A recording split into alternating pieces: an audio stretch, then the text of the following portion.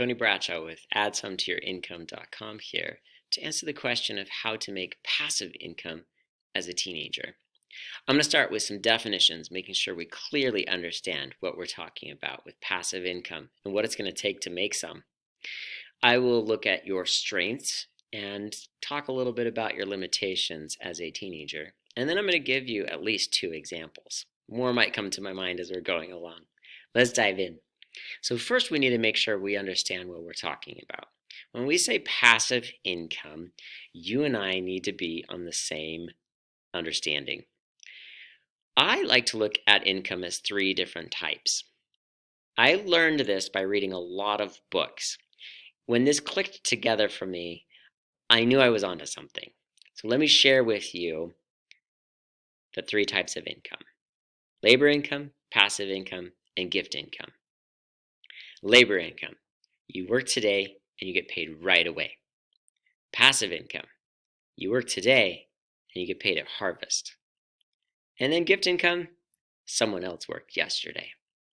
You could check out some of my other videos about gift income and some of my tips for teenagers on increasing your gift income, which is often I was about to say easier, but more creative way of going about things. Let's face it, if you're watching this video, you don't want to go work and get paid for hours. You've already realized the value of time and you're only a teenager. You're somewhere between 13 and 19 and you don't want to just work for time. You want to do something that you get paid at harvest. I commend you for this. That's very impressive. You could go get a job where you're working for someone else and you get the money. That's labor income. Or maybe you become the one who's hiring someone else. They work, you pay them, and you get paid more for the job. I'll give you some examples later. Gift income is one that sometimes teenagers haven't thought about either. Sometimes you're still okay getting gifts from people. When it's your next birthday, you might say, instead of gifts, would you guys give me some gift cards? Gift cards is a nice way to ask for it. Then you're able to have money. You get to go to the store and buy it. And instead of having another item that you maybe won't love anyway, you can have, even if it's just $5 from people, instead of a card that usually just as the years go by you find it's awesome. I just tossed a bunch of my things that people have given me, like birthday cards. Like, why am I still holding on to this? It's a piece of paper. Yeah, it's got their handwriting, but I don't really need this anymore. They showed me the kindness at the time. I felt it. I appreciated it. Same for you. You may find gift income to be an area that you could ask. The key to increasing gift income is also giving. So you could say with your friends, hey, it's your birthday, and instead of me spending $5 on a gift card, or on a birthday card I'm going to write and you're going to throw away in 20 years, why don't I give you $5? They'll then see, hey, that worked pretty well because I got to go to the store and buy what I wanted. All right, so let's focus in on the passive income. I need to talk quite a bit. We're still defining and coming to understand the process of how, when you do work today, you get paid at harvest. Today, you're probably at the clearing the ground stage. You're probably just learning about, how do I do this? How do I make passive income? I call that the clearing the ground stage. Then you progress to preparing the ground. You get your seeds, you plant your seeds, you weed, you water, and you watch. You harvest, and eventually you take your harvest to the market. After it has been at the market, you collect. Rinse and repeat. Let me go through each of these steps. Clearing the ground is where you decide what is it you're going to be doing with a certain area. Now, in the actual land or physical space, we'd be taking out trees, shrubbery, clearing fences possibly, or rearranging fences, putting in fences, getting that ground clear, saying this is where I'm going to be planting. In your life, what that means is, what time are you going to be working at this? Are you going to be working at this during the summer? Are you going to work on this on weekends? Are you going to work on this in the evenings? Are you going to work on this in the middle of the night instead of staying up and playing Minecraft or World of Warcraft or whatever it is that you are, Fortnite? You're realizing, I'm staying up until 2 a.m. What if I start investing and do something where I buy and sell? Let me quickly say here, buy low, sell high is what keeps someone in business and will make you be able to move forward. Anything that's selling You buy it low, you sell it high. You know it's more valuable than you're buying it, and you sell it higher. Or you get to buy it in bulk and you sell it at retail price, is what it's called. Retail price is the price you would see if you were walking in the store or going on the online store. You find it wholesale. Someone's emptying a bunch of things.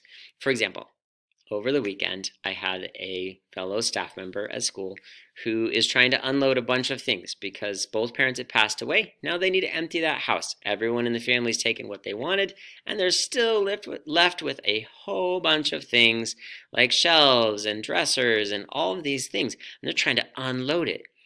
Buy that low, sell it high, makes you money. Passive income. All right, so you're clearing the ground. You're deciding, hey, am I going to do this on the big market, like the stock market? Am I going to do this in a small market, like Marketplace on Facebook? Not Facebook. Hey, Facebook could be another place too, but I believe it's Craigslist, actually. Or is there another place that you see things are being sold and you know the price is lower than the value and you can resell it somewhere else? Buy low, sell high. That's the economy talking. That's the clear the ground. You're deciding what it is you're going to do. What is your business going to be? My examples later might be ones you can move forward with. Then you start to prepare the ground. That's the tilling, putting in fertilizer, putting in the rows so that you're ready to have the water go all the way to the end to reach all the plants. This kind of work is where you're going to be figuring out, okay, who are the people that are going to help me or be a part of this, or am I doing this all on my own? And you really like the rows is a great example of laying out what you're going to do. If this is during the summer, you're going to say, okay, every Monday I'm going to do this, every Tuesday I'm going to do that, every Wednesday I'm going to do, and you're going to plan out. You can even schedule out your time. Don't spend too much time in this area, but make sure you have a plan. Then you can work your plan and see the money coming in. Procuring seeds. I've already talked about if you're finding things to buy low, those are your seeds, and then you resell them high, and you see the fruit from your harvest.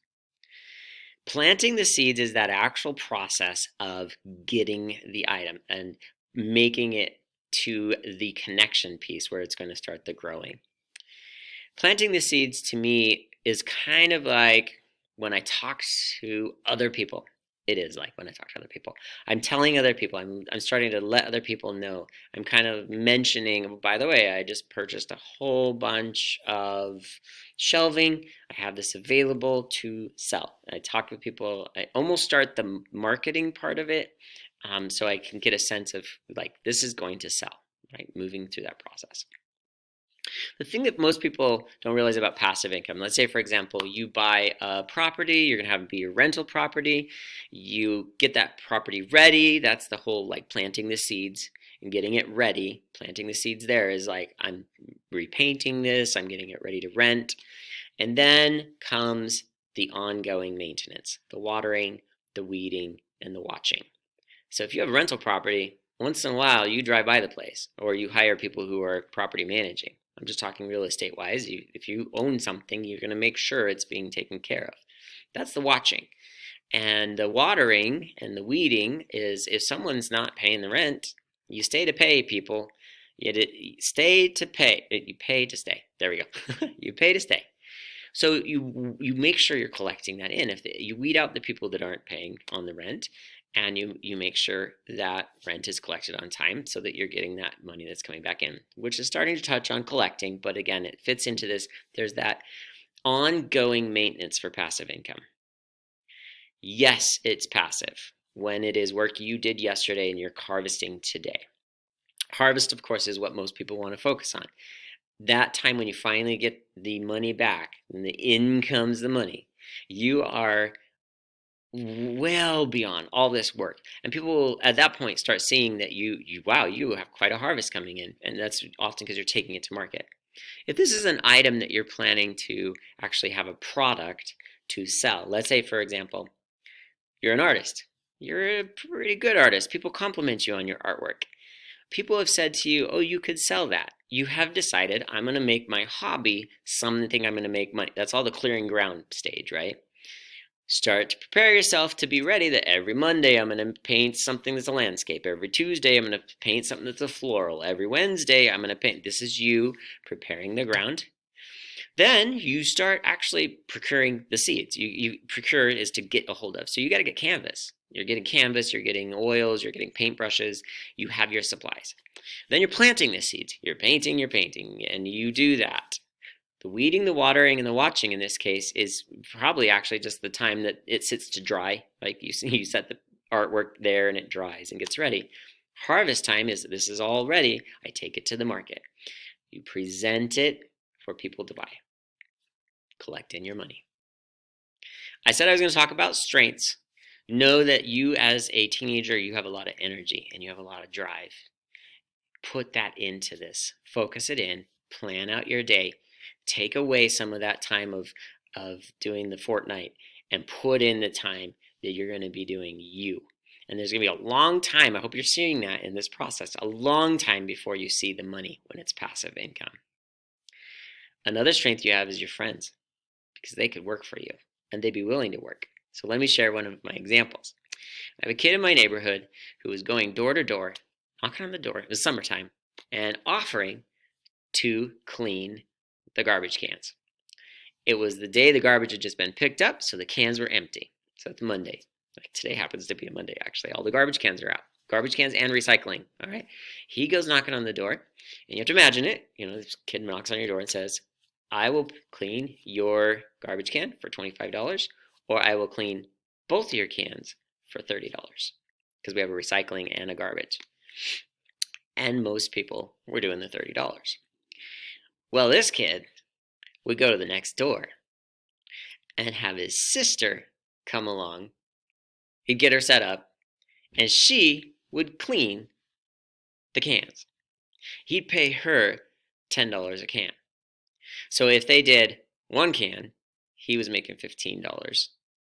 If they did both cans, he only made $10. But hey, that's how business goes.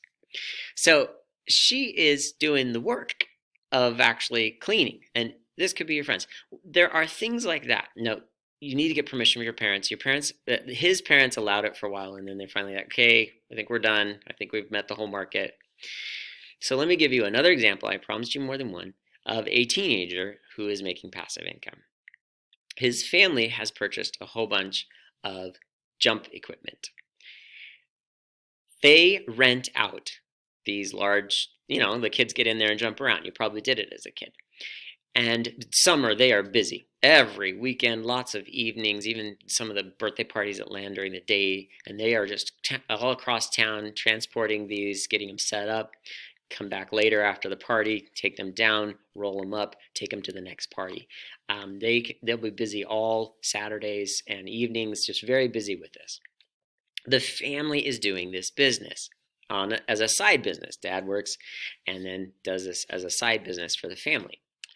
Well, one of the teenagers decided to buy the jump equipment. One jump, little castle or whatever it is, right? And now he takes his castle, sets it up, goes back later to put it away, and collects the money. And is making what I call passive income, because he put the money in. He has money that's coming back to him. There's still some work that goes on with it, but I call that any running of a business passive income. So know what your family business is and how you could join in such a way that you would see passive income even as a teenager. It's possible. Just think, take action.